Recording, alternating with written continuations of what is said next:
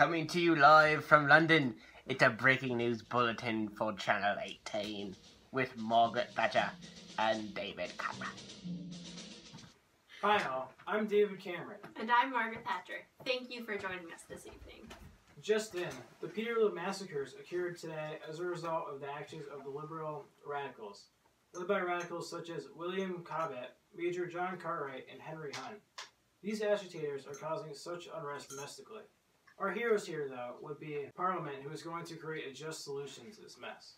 Current reports are saying that 11 people were killed today in the Peterloo massacres and hundreds were sent to the hospitals with injuries.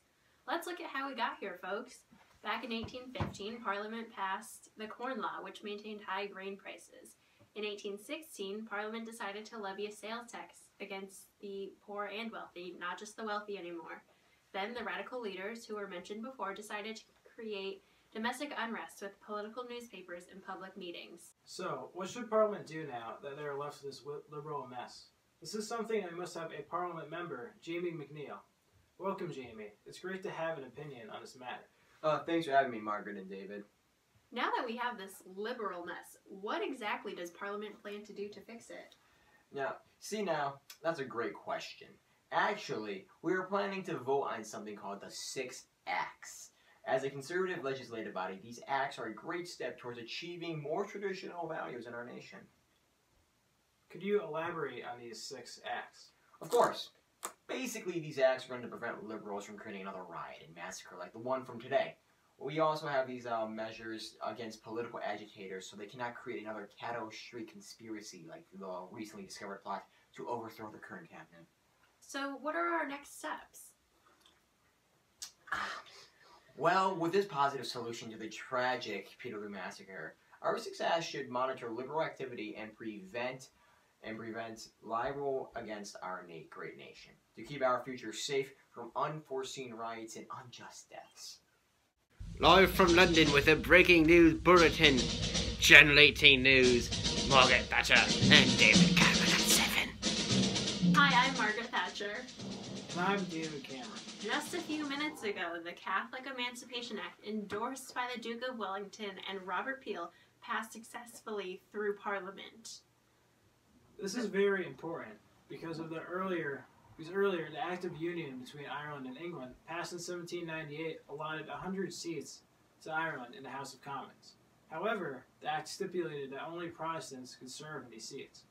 For those of you at home who haven't been following this event, I'll give you a brief summary.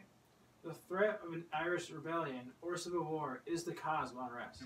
They want to be emancipated from England. The cause of unrest is more specific, however. In the late 1700s, the heroes are William Pitt, the younger Wellington, and Robert Peel.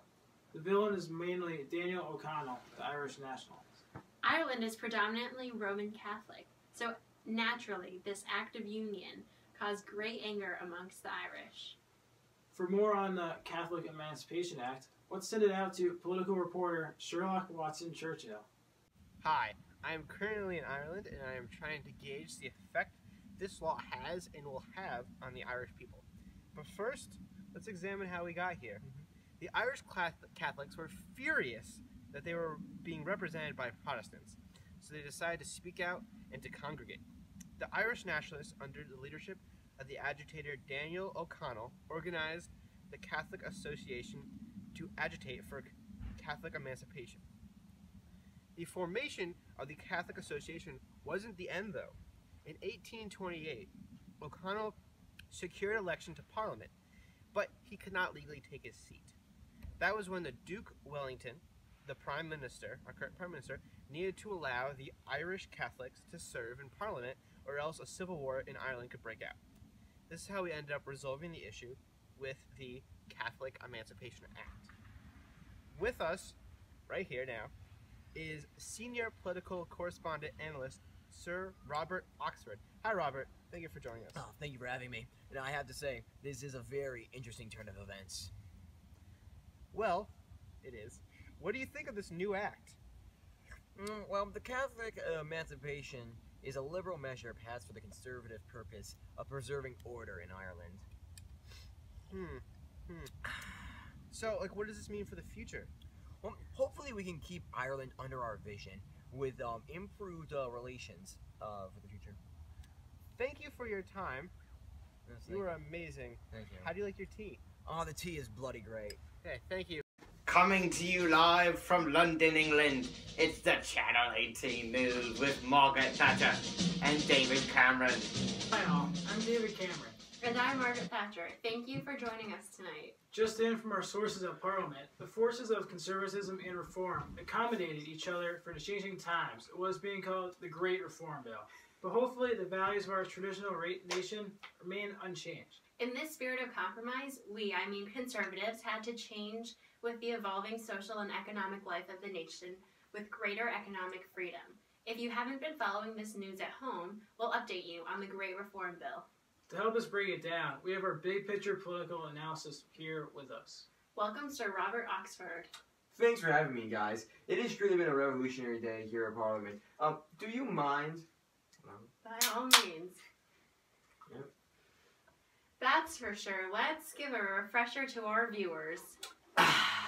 Sure thing. Basically, first the Great Reform Bill was to add representatives for the previously unrepresented manufacturing districts and cities. The House of Commons nearly defeated the bill. A new election was called and the bill was passed. The House of Lords rejected it and violent riots broke out, and under all this pressure, the House of Lords was forced to pass the law.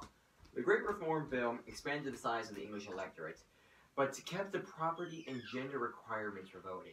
We wouldn't want to lose our aristocratic control over the rule of elections to uneducated laymen, am I right, ladies? In the big picture, this act kept revolution away from Great Britain. As those liberals saw us prove that we aren't stuck in the past, but rather inspired by the past to make our futures great. The heroes would be the House of Lords, who fought to keep the traditional values within England. The villains would be those scummy liberals who bribed to deny our cities and put pressure on our government. The unrest was solved in a rather positive manner, I do believe, because the Great Reform Bill maintained its traditional institutions of government while allowing a diverse group of people to have a say. How do we prevent future unrest, you may ask? By compromising so violence does not break out, so we can keep the union of our country.